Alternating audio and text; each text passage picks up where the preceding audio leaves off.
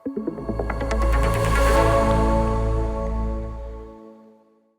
үзэгчдээ өдрийн мэнд. Манай Untie подкастын шинэ дугаар эхлэхэд бэлэн болсон байна.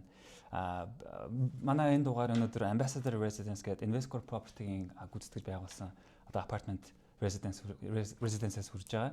Тэгээд тэднийхтэй баярлалаа. Бас өнөөдрийн подкастыг exam broker бас бид нэг ивент гэж оролцож байгаа. Тэгэхээр та хэд маань бас дөрхлингүүдээр ороод гоё сонирхоорой гэж уриалж байна. Тэг мэдээж тэгээд like subscribe заавал дараарай. За тэгээд манай co-host Т.Бямбасүрэн. Тэгээд бид хоёрын бас шинэ дугаар ярьж байгаа. Манай хамгийн хүндэт зочин. Thanks for coming to our humble podcast, Mr. Koji Kurushima, Mobicom CEO. Yeah, and thank you. No, thank you very much. It's an honor to be on the podcast. Actually, my second one, right? Second one. Happy New Year. Happy New Year. Happy 2026. Yes, that's true. Yeah. And let's start with the Mobicom group as a whole. And where is it headed under your leadership? So, actually, Mobicom is going to celebrate its 30th anniversary in March 18, 2026. Yeah, actually, we wanted to congratulate on that. Thank you. I forgot about that, yeah. Some of the company that survived 30 years. Yeah. And we're lucky to be one of them. So, Mobicom's journey actually started when Mongolia government just became democratic, and they wanted to introduce mobile network technology to Mongolia. Then they made an international tender, and then I think local Newcom Group, then Sumitomo Japanese trading company, and KDD at that time is an international telecom company in Japan, decided to form a joint venture and step into this market. So that was the start, and of course this connectivity technology evolved throughout the years, like 2G, 3G, 4G, and then last year we started 5G. So, but when you look at in connectivity environment, of course it's not perfect. But when you look at Ulaanbaatar, maybe IMEX Center, SOMS, actually most of the location is pretty connected. Of course, bugs along the roadside, in non-populated areas is still like underserved. But somewhat connectivity is there. And I think especially after the pandemic of COVID-19, people could not go to school, people could not go to office to work, but they needed to sustain their business operation, they needed to educate the children. So more people had an opportunity to experience online. So I think the adaptability towards this connectivity and internet has drastically changed, especially compared to before and after COVID. So we also see enterprise demand. We see the customers' appetite for data and internet data. Even, I don't know, they use like 20 gigabytes per month average, which is pretty high compared to other countries. But where we are going is that I think also same as the government. Government's promoting this digital government, e-government, e-Mongolia, all these things to try to utilize technology to make their public services more advanced. So I think the private sector is also going the same way. Connectivity, of course, as I say, is not perfect, but it's expanding, it's improving. So what we do on top of this network connectivity is more going to be important, how to support the business growth of our enterprise, and also how to make the consumer lifestyle better. So we are also on the verge of that direction. Of course, it's not completed at all. So what we are trying to do is that last year we sort of little bit tried to encourage the internet usage at home, not just connectivity but also other uses. So we sort of announced a brand called Mobicom. That's IoT, right? IoT, connectivity, IoT, like devices. So you can make your house like a technology house. Also, we work with a life insurance company called Insure, which is invested by Investcore as well.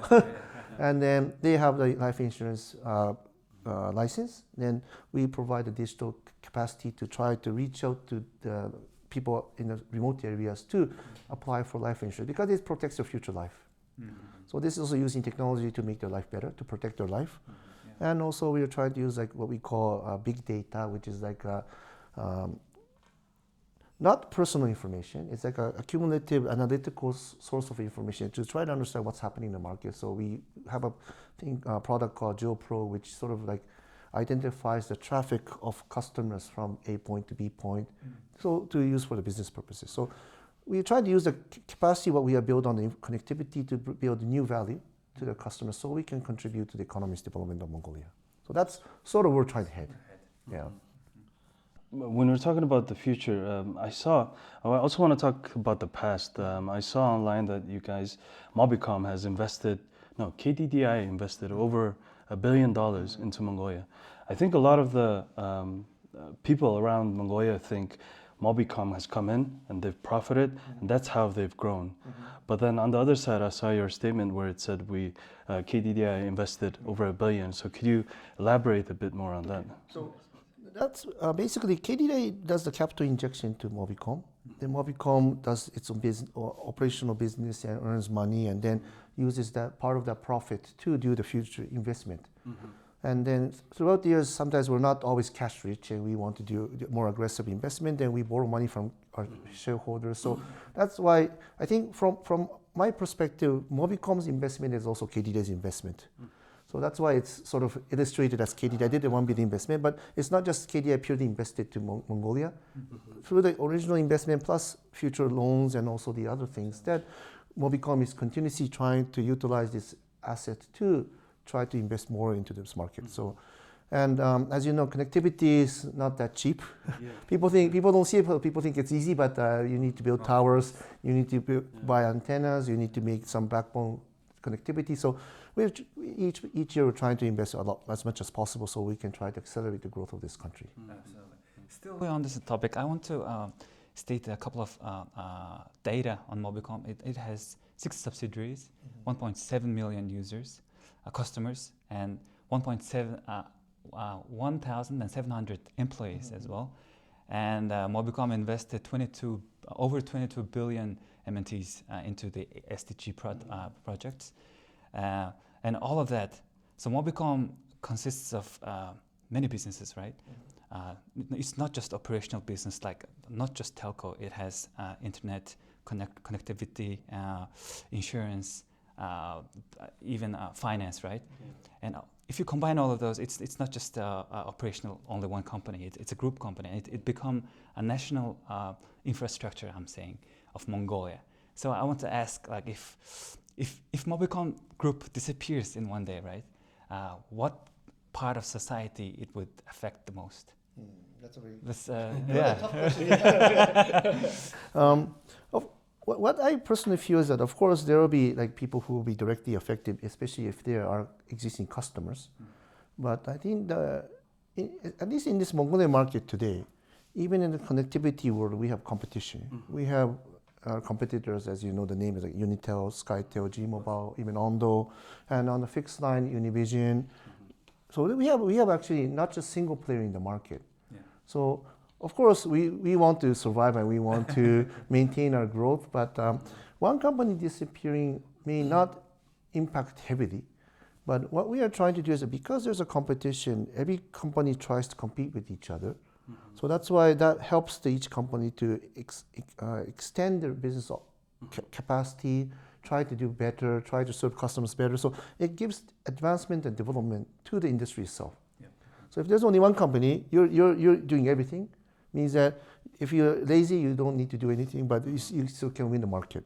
So I think having this kind of competition is needed. So if we disappear, maybe competition becomes a little bit weak. So maybe I could just say that maybe the acceleration of the development of the industry may slow down. Yeah. And prices will increase, yeah? Maybe, yeah. You don't need to give too much discount to get customers. That's maybe true, yes. Yeah. Nice.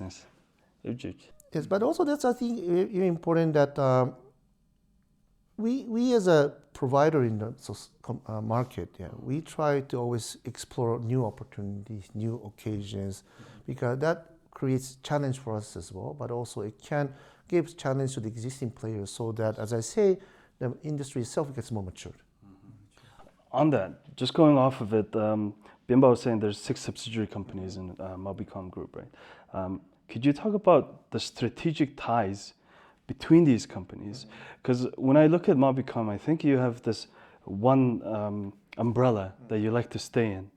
With Mongolian group companies, they have fuel, mining, convenience store. So it's just spread out. Wherever they see money, they go into, right? With Mobicom, I see that you stay aligned to that strategic umbrella that you have. So if you could elaborate more on how these tie in and the ecosystem. I think this is sort of coming from the DNA of our shareholders, honestly, because I'm from one of the shareholder company, KDDI, which is a Japanese telco, which is doing somewhat similar business with Mobicom. So I'm telco origin, means that I can only do telco. IT. I don't know agriculture, I don't know mining, I don't know tourism so much. So I think it's important thing is that you build up on what you can do and what you may be good at. Of course, you're not perfect on the beginning, but our philosophy is that we try to build up on connectivity and technology, basically. So that's why even maybe mining is a big industry in this country. Are we capable of doing mining? Unfortunately, no. Yeah. Are we capable of doing agriculture? Maybe in the future if you use more like IT, but currently not really. So that's why if you look at all the group companies, basically they are somewhat related to IT. Even the finance one is a fintech. We use like digital applications and digital loan to lend money to customers. So we don't do it at physical shops. We have like a news portal called GoGo, which is also IT media. And we have Mobinet, which is also doing fixed connectivity to household and enterprises, also like entertainment, which is also all using technology and connectivity. So that's our basic principle. So will we become those kind of big group companies in this Mongolia who's doing very successfully, stepping into different type of business? Probably no. And as long as I think KDDI is a shareholder, that will not strongly change. True. So wherever there's IT, we might see Mobicom. Maybe, yeah. By ourselves or working together with partners. So one good example is that we touched on this, what we call Mobilife, which is a life insurance business. Is we're not the license holder. License holder is life insurance company, but we give our digital capability and we collaborate and we do the branding together. Yeah, that insurance was a bold move, right, as a product. And when you, again, touching on that 6 subsidiaries and the ecosystem, right, the payments, education, and data, it's for leadership, it's just not operational responsibilities now, right? It's about social responsibilities now. And have you met these challenges to have new responsibilities? Well, what we think is that, as I sort of touched on, that we try to provide value to customers. Providing connectivity was also value.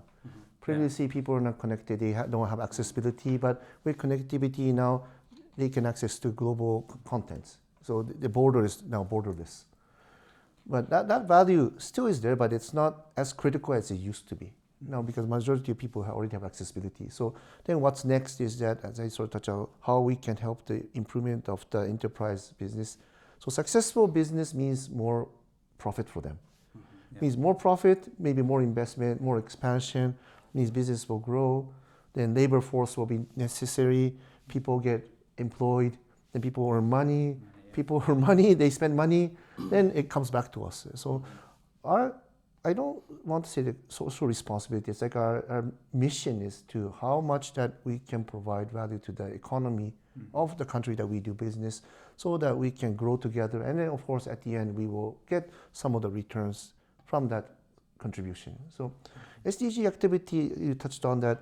We used to focus more on like a children's hygiene type of thing, like sanitary toilets, lunch program, water service. But this looks like more donation. But donation is like one-time benefit. Yeah? Well, I'm so happy that I got donated, and thank you very much for the financial contribution. But it needs to be sustainable. Absolutely. So that's why sort of in our company, I just stopped using the word CSR. I hate the thing that people say that you're a big company, so you should contribute. Even small companies can contribute, actually. So now, as you know, United Nations has this called SDG 17 goals, which is the important factors to have a sustainable development of the economy. And we try to put attention on some of those elements because we cannot do everything. And one of them is actually education. Why we put focus on this part is because if you look at the population pyramid of Mongolia, it's like a pure clean triangle. Means that the future lies on the youth generation. So if they can get good education, if they can be talented, they can come up with more opportunities and they can be more contribute to the growth of Mongolia. So that's why we think that, and we are IT, we can eliminate distance, we can eliminate time, we can send things digital. So that's why we started work on what we call smart education, which is like a digital classroom, so that we can give the students and teachers the opportunity to grow. Yeah. That's why I was pushing to this side, and Mobicom spends and invests a lot of money into SDG, and they are not just 1 year off.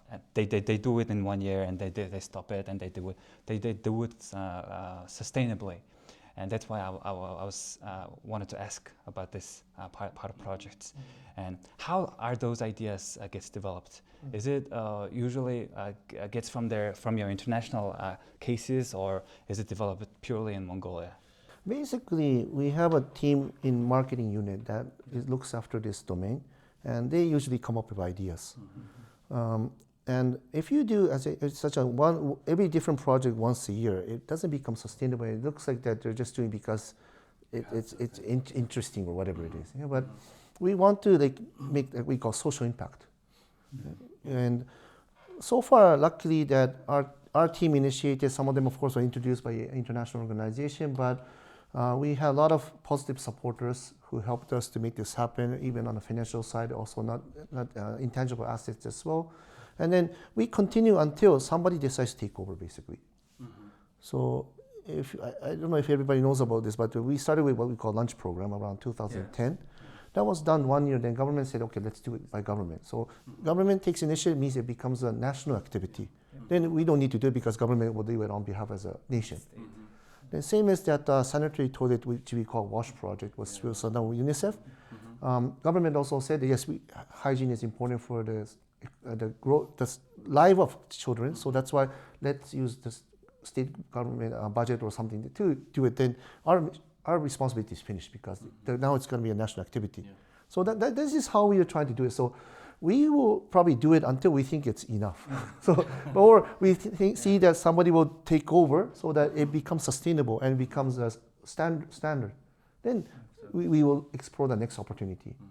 So this digital classroom project we've been doing for almost 5 years. First 2 years was giving out smartphone devices, but smartphone devices only goes to individuals, so we decided to do a classroom. Yes. And good thing is that nowadays some of the IMAX actually is positively willing to cooperate with us, and so they will spend some of their IMAC budget to build more classrooms, which means that our initiation is actually much more expanding than doing by ourselves. So which is also very appreciated from our side, that what we are trying to do is reaching out to the people in this country. And also we appreciate the initiatives as well. Thank you. Yeah. Could you give a bit more of a measurables on the current project?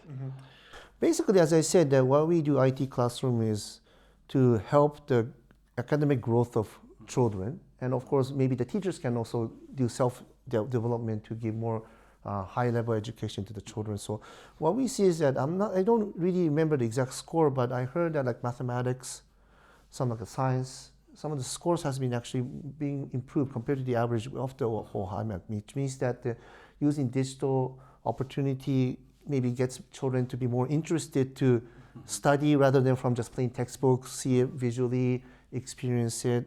So I think that we will probably see, and I hope to see maybe in 5 to 10 years, we see maybe some mathematical Olympians coming from these kind of schools, and then we see that I wish that we are being able to contribute to that person's success.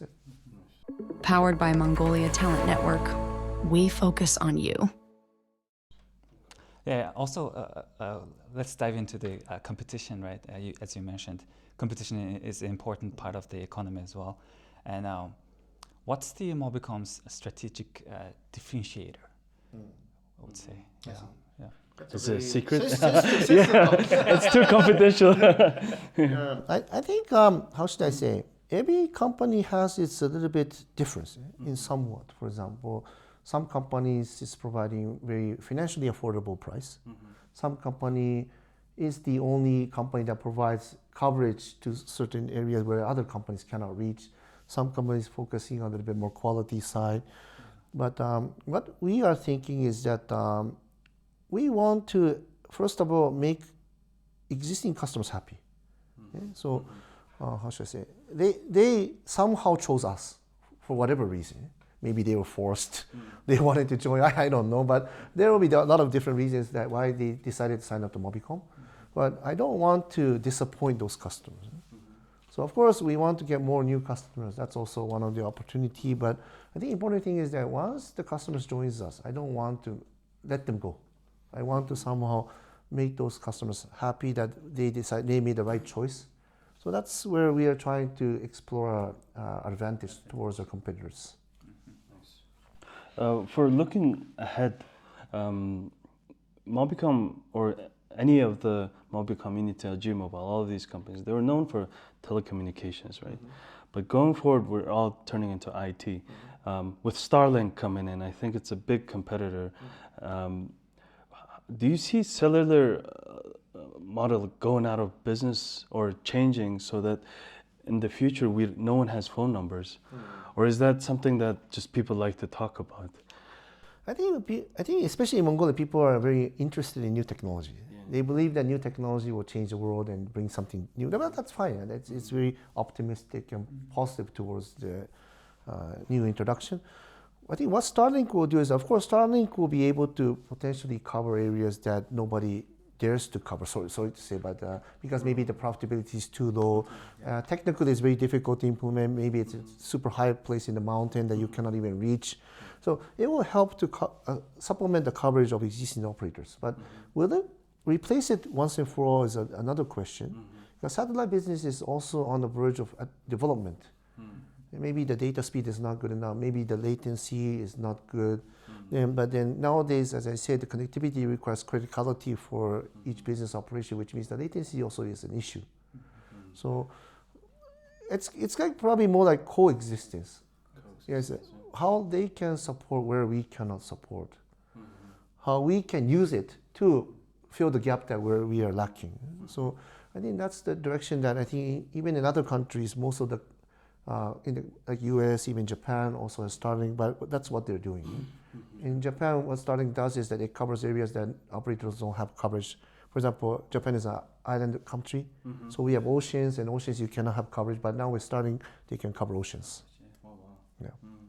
So more about just increasing global coverage than really competing, right? I hope so. I hope so, yes. Another interesting thing I was thinking with Mobicom, I know KDDI invested into Mongolia with Mobicom. Are we going to see Mobicom start investing into other foreign countries? Or do you see Mobicom as just expanding in Mongolia? Or is this an international company that's going to... That's very difficult to say, but it can go both ways. Anyways, even if Mobicom invests by itself, we will have to talk with our shareholders, and then it means that it's like an indirect investment through KDDI. KDDI may invest on behalf of Mobicom, but Mobicom has experience in this like non-Japanese market. Maybe that will be more helpful because Japanese market is a little bit unique compared to other markets if you look at it. So, and in the language level, Mongolian people speak very good fluent languages in different aspects: Russian, Chinese, Korean, Japanese, English, so on. Whereas Japanese people are more focused on Japanese language, so not everybody speaks fluent in English. And if you, for example, look into the Central Asian countries, better to speak Russian, and you have tons of colleagues who speak Russian here. Yeah? So it probably would depend. And maybe even KDDI Invest, maybe they say that, oh, please Mobicom dispatch talent on behalf, not by just money. So I think there's a different types of structure way that can be expanded. But I think that if there's a business opportunity, yes, maybe somehow Mobicom or KDDI may step into different countries apart from Mongolia. Because I was thinking Central Asia is Mongolia is a very good stepping stone for Mobicom to move into Central Asia. Yeah, that's true. Culture-wise, somewhat Similar, yeah. Language-wise, also possible. Yeah. Okay. Nice. But KDDI is already in Kazakhstan or something. No, KDDI is in Myanmar. Myanmar, yeah, right. Yeah. Bangladesh, KDDI Myanmar doesn't have presence in Central Asia. Nice. So maybe Mobicom will be used as a leverage to go Maybe, in. yeah. So Are we asking too many confidential questions? No, but that's if really KDDI thinks like that, it means that Mobicom is doing pretty good. Yeah, it means that the know-how and asset or experience of Mobicom can be utilized in the other markets. So if they recognize us in that level, then I'm more than happy to think about it. Mobicom established in 1996, right? And it was a pioneer in telecommunications. So you arrived in Mongolia in 2017, and of course, as a CEO and CMO, you're gonna go move for strategic moves, right? Have you met any resistance from the culture itself? Not significantly, but of course the way of working is sometimes different. So if you look at it in the big picture, not so much. That I think everybody wants to be successful, everybody wants to achieve something, so trying out new things, I think, and also Mongolians are very positive about challenging new things. Of course, they don't want to take the risk, so they put the risk on the bosses. Then I'll take the risk, and then but try something different. So that's fine. But when you look at the working habit and behavior, of course, Japanese are a little bit more too much detailed, too much micromanagement type of stuff. So some part maybe they don't talk to me because I'm their boss, but maybe they're thinking that, oh, I'm asking too much, I don't make decisions. Those kind of things may be happening.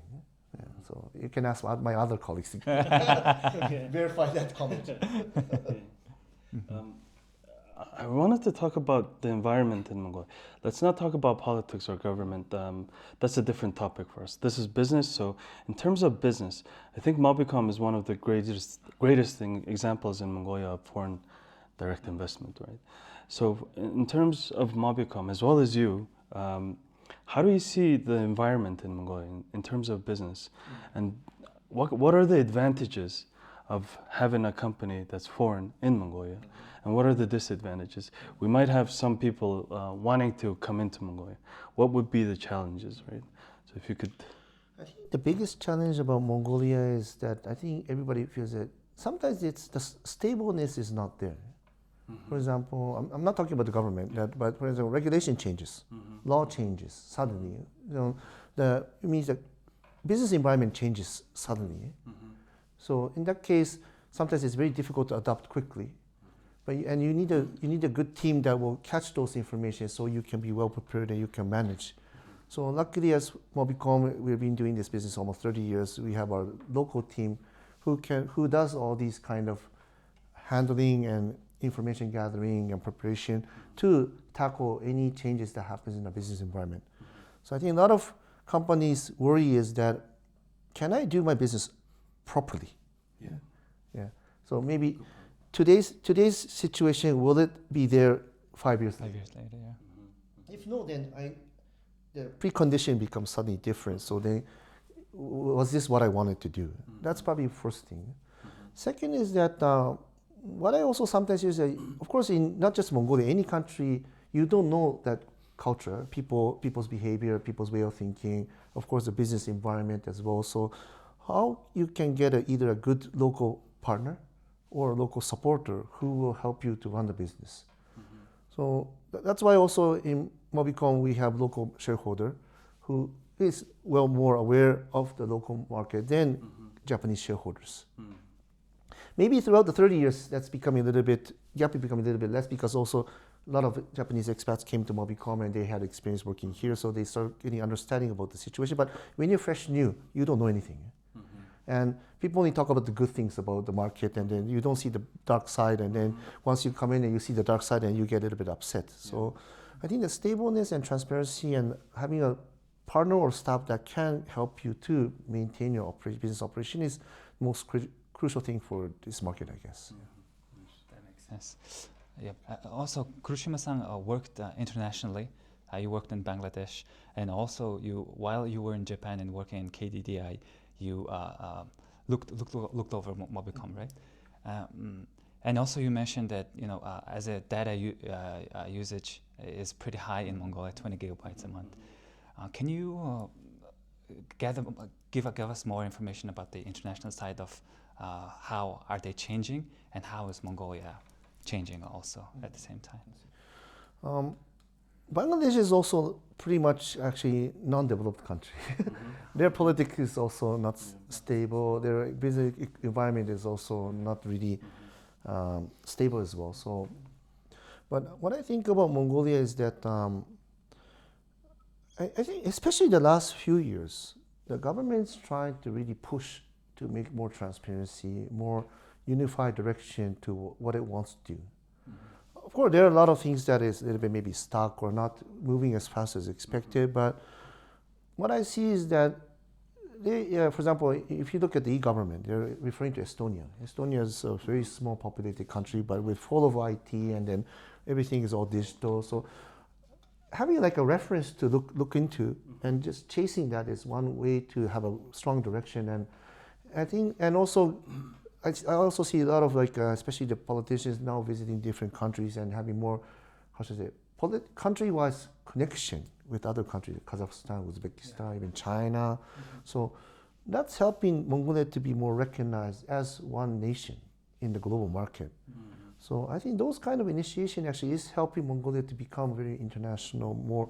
And then people see that Mongolia has opportunity, potentiality, and that's what I think what is happening.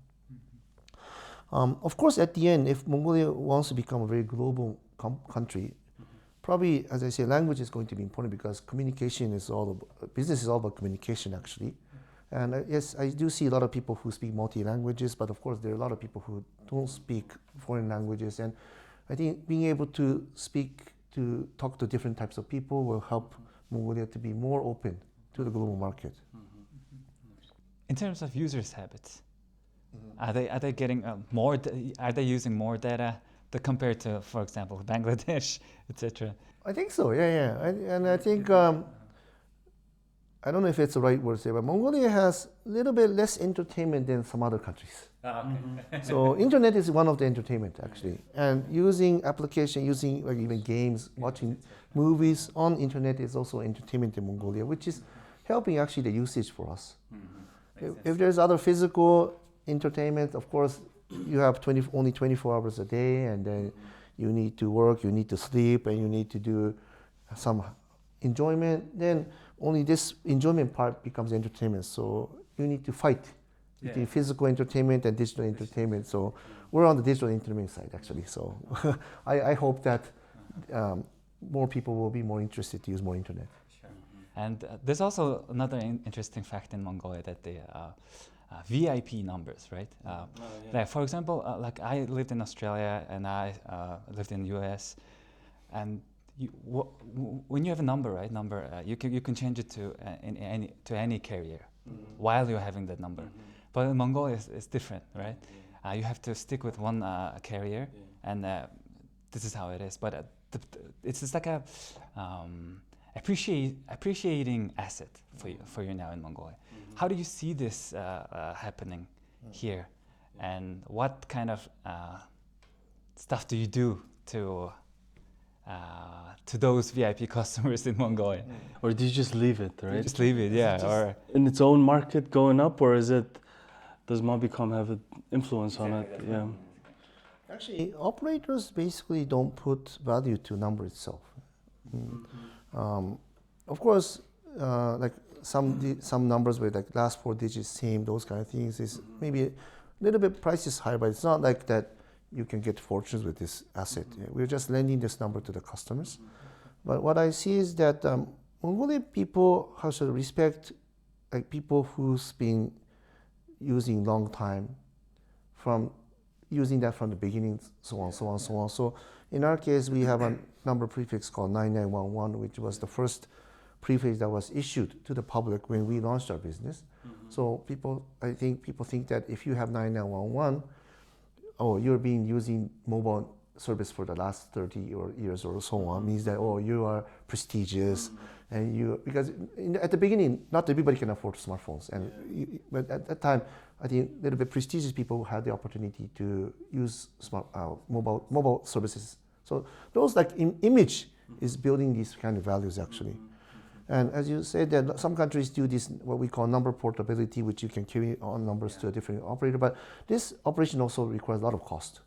And what happens is if you start doing this, the price dumping will start, which means the profitability of operators will decrease. And the profitability of the operator will decrease. Operators will not be able to do further investment, which means that further, for example, say, network expansion, network capacity expansion can be limited. So having honestly a certain amount of proper profitability is necessary for especially operators to keep on investing because technology even advances. Yeah. So as I said previously, we had 2G, then 3G. Again, same network we need to create. Of course, we don't have the same network. We need to create same network. Then on top of the 4G, you need to create another network. And 5G, so means that it's not like once you have one technology, it's enough. You need to keep on investing, which requires additional costs. So how can we maintain this profit so that we can invest is very important for operators, not just us, for our competitors as well. But you left out the what does Mobicom do for those markets? Yeah, of course, we try to give a little bit benefit, maybe bundling some services that you can try this free of charge, but we try to somehow maintain each customer equally as possible. So, but of course, once technology advances, what's going to happen is that now it's also started in Japan that if you pay extra, you'll get more priority access to internet. Because network is also limited asset. It gets congested. So it means that you pay more, we give you priority access. So it's like airlines. If you have a high grade mileage status, you can get priority check-in. You can get maybe extra luggage. You can go to the business lounge. So these kind of little bit some differences is we are also a little bit creating, and furthermore we may explore using technology as well. That being said, the market is not regulated by Mobicom at all. It's just supply and demand then. I think so. Yes, it depends on the customer demand, and we follow the regulations of this country. So, of course, people say that you should not discriminate, but discrimination is about kicking out somebody else. Yeah? So, for me, giving additional benefit to some certain people is not discrimination. Yeah. If you're giving, standardized services to everybody.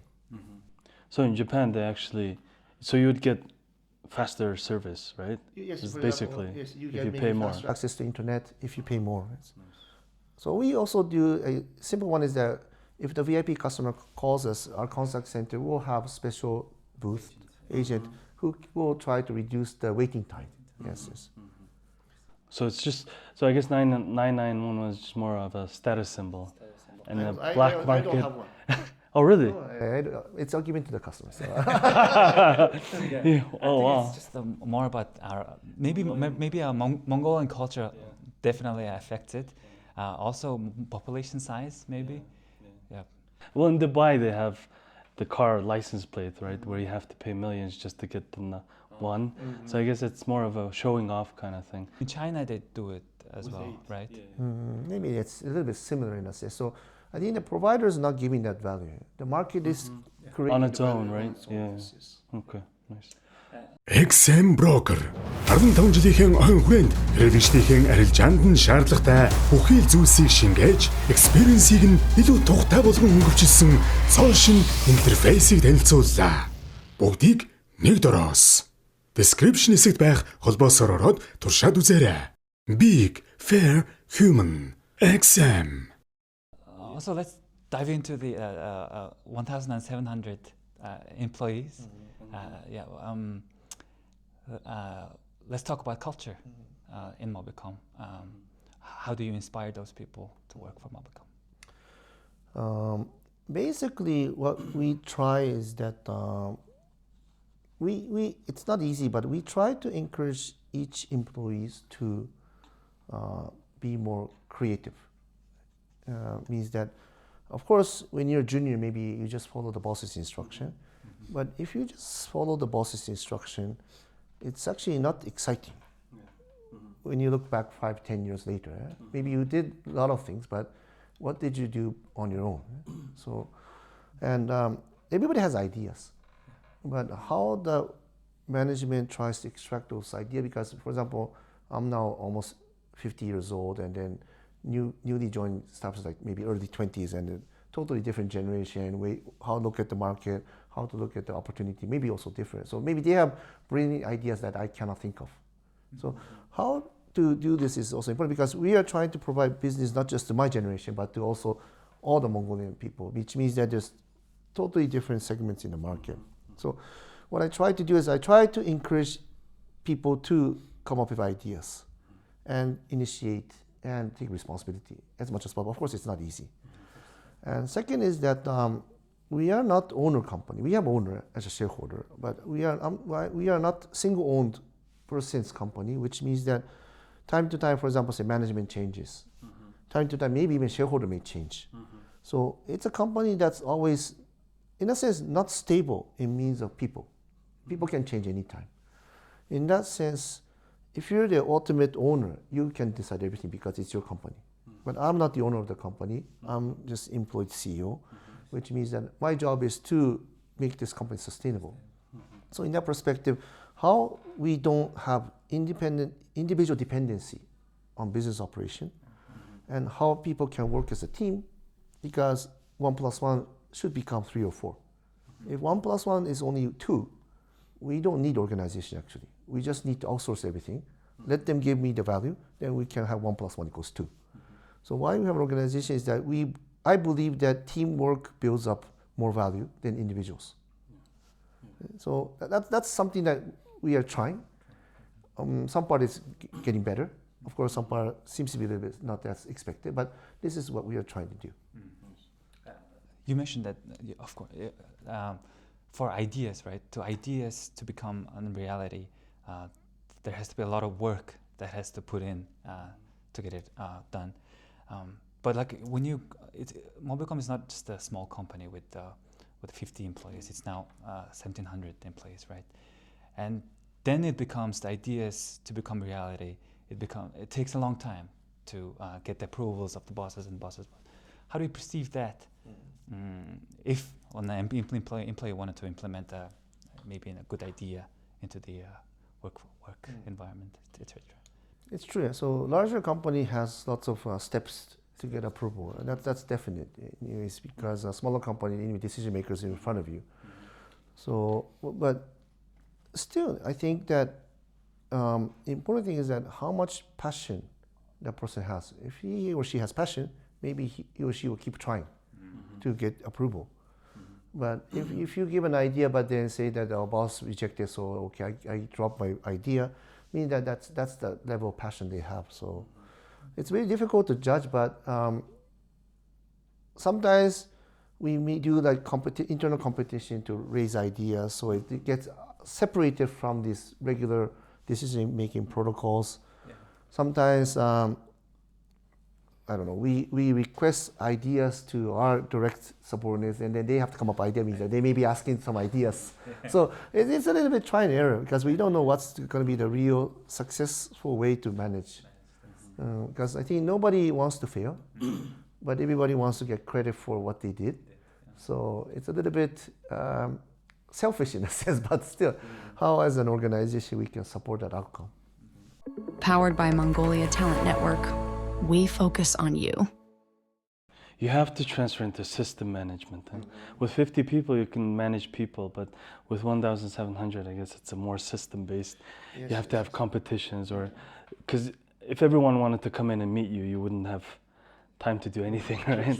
That's why we have delegation. With that system in mind, how do you ensure from the decision you make today and to that employee who's in an AMEC, how do you make sure that exact information is delivered to that person with no add-ons from other people? That's a very tough question. Yeah? Most likely there will be add-ons, or maybe something deducted. Yeah. But that part, I think you just need to trust. Yeah? You're giving direction, you're giving instruction, and layer by layer it gets messaged as it is, or maybe with additional elements with their own value. But only thing to check is that when you, for example, if it's IMAX, then you visit some IMAX once in a while, then you have conversation with the local staff, and then somehow their reaction is not what you wanted. Then maybe you can find out something is not going well. But it's really difficult to actually identify if what you are really saying is effectively and properly delivered as it is. And most likely it does not.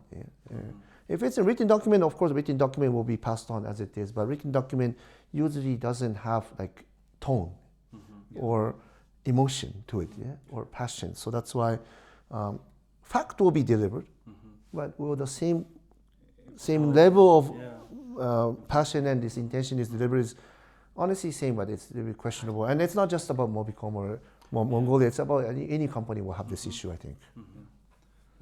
Well, like all over the world, they're talking about like hiring attitude over talent right now. And when you hire, what do you think it is most hard attitude to teach? Or what would be the hardest attitude, or how do I say? Character, right? Yeah, character to teach. I see. Value, character. Yeah. I see. That's another tough question. Yeah. Personally. Just personally, Yeah, please. personally, Yeah, yeah, please. for you. Yeah. Personally, humbleness. I don't say humbleness is the best, but maybe I'm from a Japanese market. Japanese people tend to say they're humble. Actually, they're not humble, but what we think is that we are never perfect. Right? So if you think you're not perfect, you can develop further. Right? So if you look at, for example, say Toyota, I use this example always. Toyota was not Toyota from the beginning. The car industry was dominated by U.S. companies like Ford and all these other things. But then Japan lost World War II, but they wanted to recover because before that Japan's economy was pretty okay in military-wise. Then they wanted to recover. Then they say, okay, let's chase USA. Then Toyota kept on improving, make better. Now Toyota is today's position, but still trying to improve. But they're a little bit behind on this EV, electric vehicle. Yeah? But still, they're recognized for high quality, which means that they kept on improving. We call kaizen. So this kind of mindset sort of is pretty much in Japanese market, maybe a little bit more than other countries. And also, KDDI major shareholder used to be Toyota as well once upon a time. So then if you think then what makes you think that you should not think you're perfect means that you're humble. You think that, maybe I can do better. Maybe I should do better. I want to do better. So these kind of, no need to be like humble, like, you're so a big boss, and then, not like that type of stuff, but you need to have your self-mindset that you can further grow even today. That helps you become a better person tomorrow than today, which increases your capability, and then which gives you more opportunity to be more productive. Some countries, especially also I felt this in Bangladesh, that people get recruited and they have a high academic degree and they say, I'm so talented. Then if you think you're so talented, you think you're doing good enough, then you stop there. But also the environment changes. Technology develops, market environment changes, requirement changes, and if you cannot adapt to that, then you're left behind. So I think being humble is sometimes a little bit difficult to teach, especially if they're thinking they're great. Absolutely.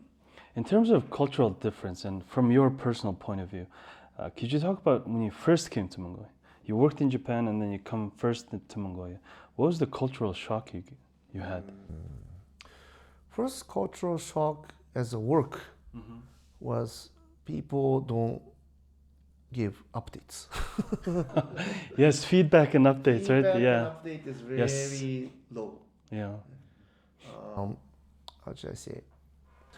I sort of understood afterwards. Yeah? So people are afraid to make report to being acknowledged that you're not doing fast enough. You're not solving the problem. You're making me solve the problem, so on, so on, so on. But boss's side is a little bit different. That why you didn't tell me much earlier, then I could have helped you to fix it. Yeah? So this gap was a little bit higher than I thought when I first came. But also good thing is that a lot of things was actually solved below the line before it came to me. But when something comes to me, it was usually super burning. That's sometimes a little bit stressful. So that was maybe the first gap I felt. Second was that maybe I didn't feel as much as maybe some other Japanese expat because I used to work in some other countries. But in Mongolia, you need to give direct instruction, detailed and direct instruction. Clear. It needs to be very clear. And as you know, Japan is a very low context language that you say A and they expect A plus B. So we call this read between the lines. So this is probably the first difficulties most Japanese will encounter if they have no experience working outside of Japan. And now, after more than 5 years of working in Mongolia, what's the cultural difference as a CEO? You see, over 5 years, yeah. As a CEO, I don't know because in here I only have an experience working with Mobicom directly, but I think also Mobicom employees are starting to get used to this style. Either good or not, either good or not, I don't know. I don't know how they're thinking. I hope they're thinking it's positive, but it's not like dictatorship kind of leadership. We try, of course, we have our own ideas, and we want to also impose that as much as possible. But we also should give opportunity for people to raise voices. So currently, cultural gap I see is that how should I say?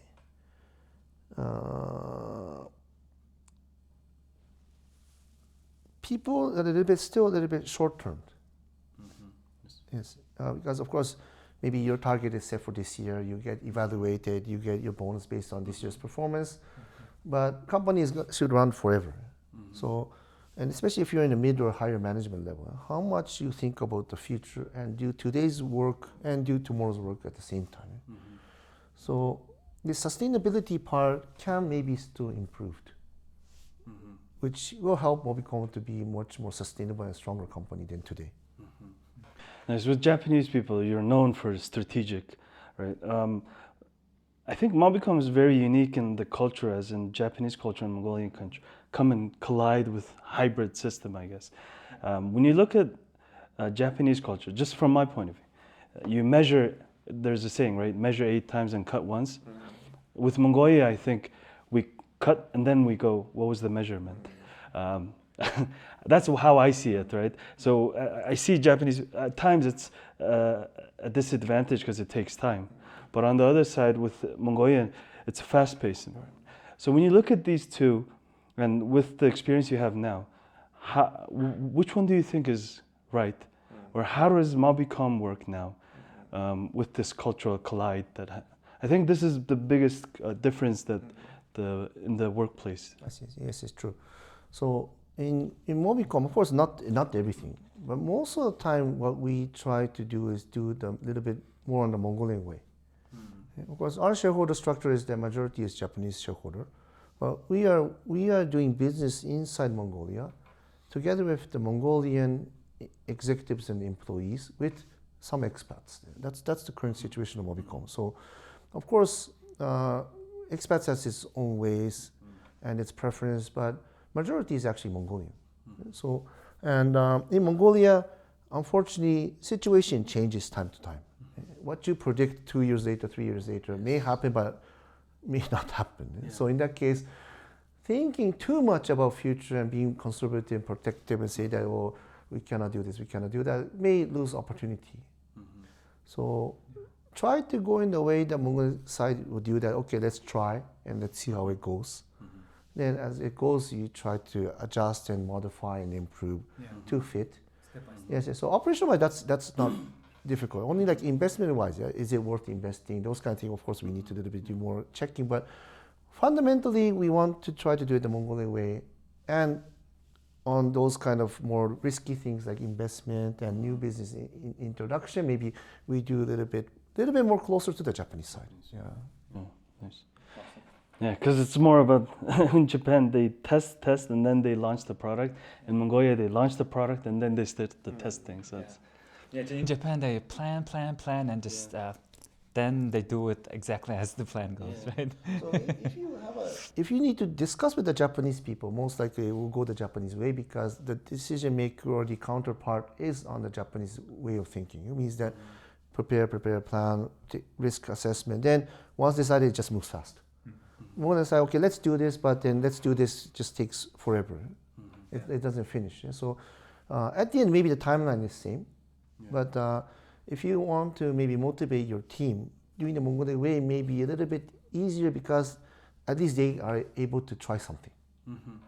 By through experience and outcome, we review, we assess, we even admit mistakes and then make it better. And what way is the best then? For me, I'm getting used to this Mongolia. I'm getting used to Mongolia because, see, especially nowadays, people say that the future is unpredictable. People say like VUCA. You don't know what's going to happen. Of course, you think what's going to happen, but is it going to happen is nobody knows. We're not fortune tellers. Means that if you say that, oh, maybe this risk will come, that will come, and it's difficult, you cannot do anything. So better ways to at least try, and if it doesn't, we'll just shut it down. Yeah, and I was reading a book called Psychology of Money, right? And it says be reasonable in terms of future. That's the most good thing that you can do to predict the future, right? Let's dive into your personal career development, Mr. Kurushima-san. And which part of Japan are you from, and what's your background? Can you elaborate on that? My family currently lives in an area called Saitama, which is just north of Tokyo. I'm originally born in a different area of Japan, but since my father used to be working in a trading company, he was like hopping around different cities. So currently I'm in the Tokyo area.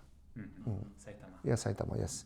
My background is I have a Bachelor of Commerce, and my major is actually marine insurance, which is not available in Mongolia because it's about putting insurance on freights on ships.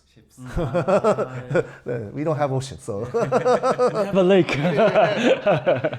Yeah. Okay. But why I decided to major is I didn't really have a strong intention to join those industry. But in Japan, sometimes company nowadays a little bit changed. But previously, some companies just take because you're from that faculty, you're from that university. So having a good academic degree was helping you to get an opportunity to get entering into a larger company.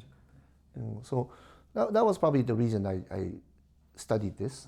Then I joined KDDI right after I finished my university. What year was that? That was 2000 April. 2000. Yeah.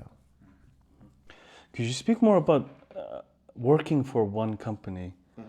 How that is, right? And obviously everyone I think knows about the Japanese loyalty and workforce. You stay in one company, but could you talk about the advantages and disadvantages, and personally how you like it as well, right? I see. I think nowadays a little bit changing, but when I started working, still it was like that. You're not employed for your job. You're employed to be you're employee of that company, type of stuff. So. Throughout the first 5 or maybe even 10 years, your supervisor develops you through OJT or your tasks and all these things. So you gradually gain experience, and then you get filtered and you see that what's your future. I think nowadays a little bit changing. So that's why I think people say there's loyalty, because you're not ready from the beginning. So then, why that comes, and you become maybe promoted to the middle management. Then you see middle management that gets filtered, and if you're middle management, maybe you think they maybe have an opportunity to go to higher management. Then you see that maybe that path is much more easier because you know the culture of that company, you know how it works, and then you feel more comfortable. But lately, I think it's gradually changing. There are a lot of people who quit within 3 years, saying that, I didn't get any responsible tasks and I'm not being able to develop myself. I don't want to waste time, so I want to do something else. So gradually economy is changing, but my time was like that. And maybe also my bad was that I didn't really know what I wanted to do when I started working. Maybe that's totally different from you. Here you get appointed by position. You're responsible for this, and can you deliver? If yes, I'll hire you. If you cannot, you're not selected. But as I say, I was employed as employee of the company. Then I get rotated positions. So then rotating positions help me to gain experience. And then through that experience, I started thinking that what's my potential future career.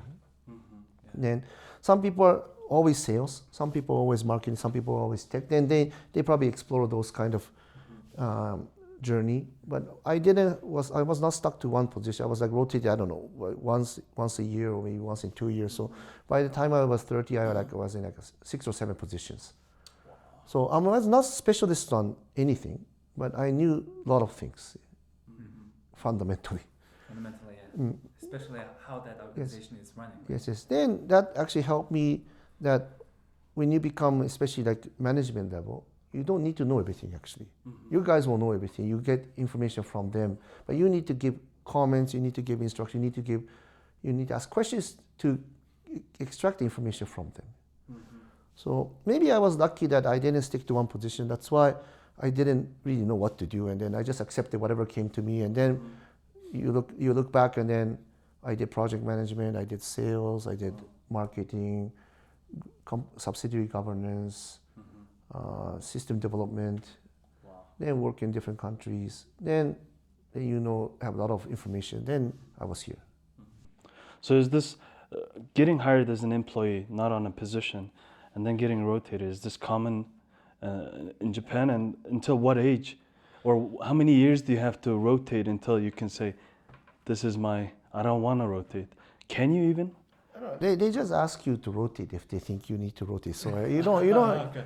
Of course, you can express what you want to do, because I think nowadays a lot of people seems to have more ambition, and if they don't get what they want, maybe some people maybe even quit. So the company asks you what's your future plan, but I sort of didn't have that throughout my whole career. I just take whatever comes to me and just do whatever it is, and then if you just keep on performing, maybe someday you will get some offer. So that was my style. Because I was not professional in marketing, then I was not professional in sales, but they say you do this, then you go get the position, you need to study, you need to think about it, then that helps you to academically grow and also experience-wise grow. So piling up these things, accumulated throughout the year, brought me this far, but it's very difficult to say how many years is enough.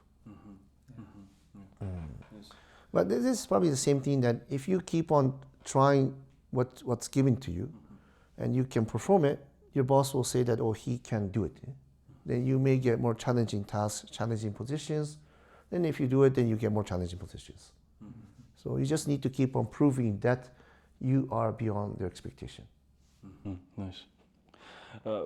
For your personal development side, working as mid-management to going into C level, and then later on to CEO, could you talk about the changes and the challenges you face?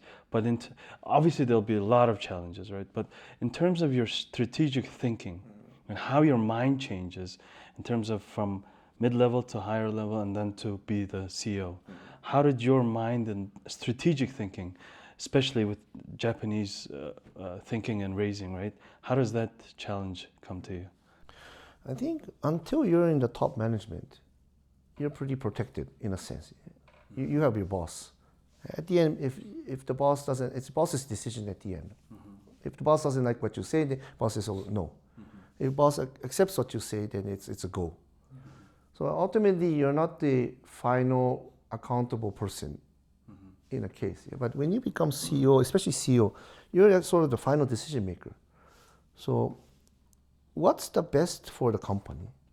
And what's the most likeliness that will happen, or can you take responsibility or the consequences, whatever happens? That's pretty much on probably the CEO level. Mid-management is more like, my images was like, you need to perform your daily duties and you need to make your team perform your daily duties, but you need to come up with some new outcome. You cannot just say that, oh, I'm doing this good. You need to be the driver for next outcome, next value, or new initiation.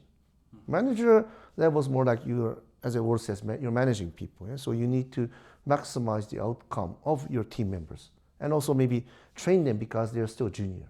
Some of them, not all, but some of them. So once you become higher, you're not too much focused on training your subordinate directly. More you need to think about future risk mitigation, these kind of things. The ratio becomes, I think, much higher compared to the middle management. Nice. We talked about how it is culturally different for working in the workplace, right? As someone who's worked as a marketing manager and then as a CMO, could you talk about the difference in audience for doing marketing in Japan and in Mongolia, and the audience difference? Audience is actually not so much different, honestly. I think humans. we're communicating with human beings. Yeah.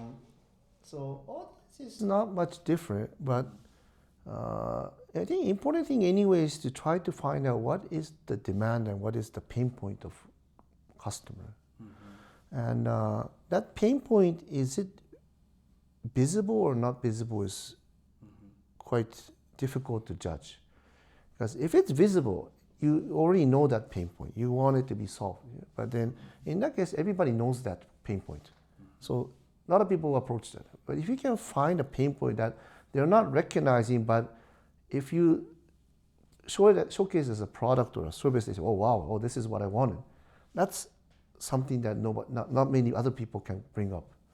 So I think important thing is that how much you try to understand the living behavior, thinking behavior, demanding behavior of the local market audiences, so that you can try to hit it as accurate as possible. And that's very difficult actually. And also we do surveys. Even in Japan we do surveys, but surveys only give you potential visible pain points. But of course, solving visible pain point is important because there's a stress on that topic. If it gets solved, the minus becomes 0. But the important thing is that how you bring 0 to plus. And sometimes we call this wow experience. What is the unexpected that you can do to the audience? That audience will say that, oh, yeah, that's what I want.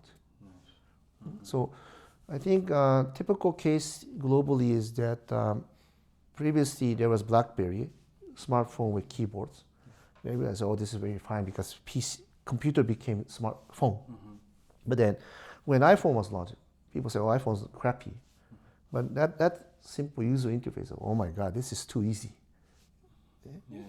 So these kind of people didn't recognize that's important. But once it's launched in the market and they realize that, oh wow, this is what I wanted. That's not pain point solving.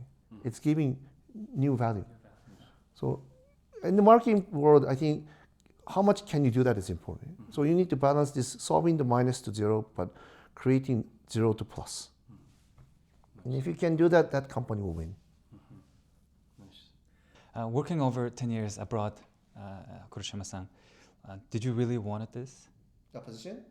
Yeah, like working abroad, a position as well. Of course, there's an offer. It's a good one, but yeah.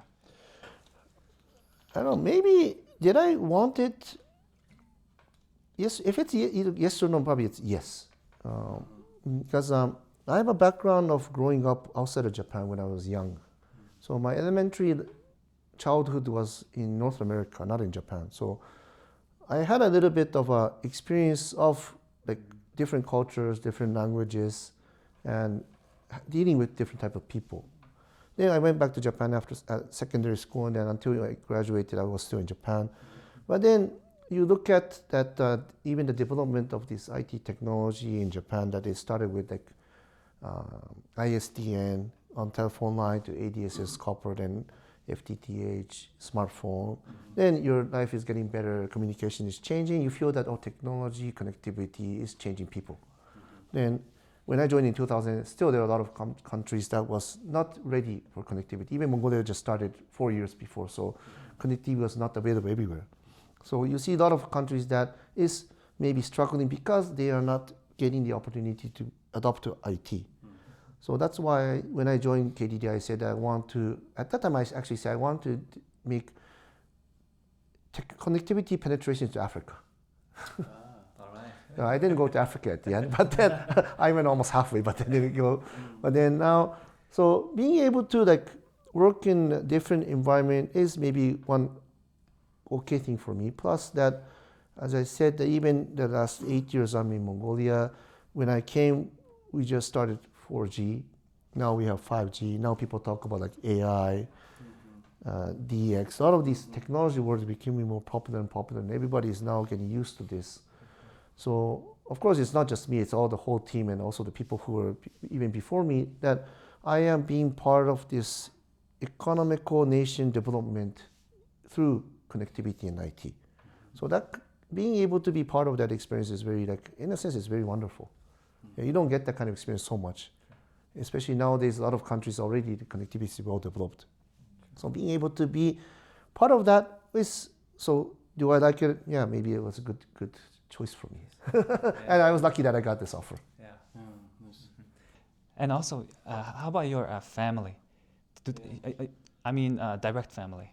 Simply saying, when I got the offer, and you tell your wife, I'm getting this offer from the company. Says, oh, congratulations, oh, good luck. I think the biggest thing is that she doesn't speak English, and I think also if you don't speak the language, sometimes it's not easy to survive.